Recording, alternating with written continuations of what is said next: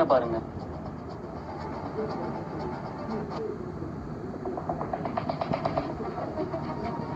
Dot, நான் அது எல்லாத்தையுமே தயார் பண்ணி வச்சிருந்தேன். ஆனா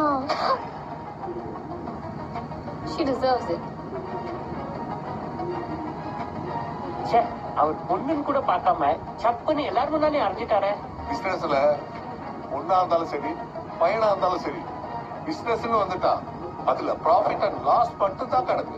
உன்னால இந்த எக்ஸாவை மட்டும் கிராஷ் ஆகல, மொத்த கம்பெனியும் இத்தனை வருஷம் நான் கட்டி கத்த லட்சியம் எல்லாம் முடிஞ்சு போச்சு.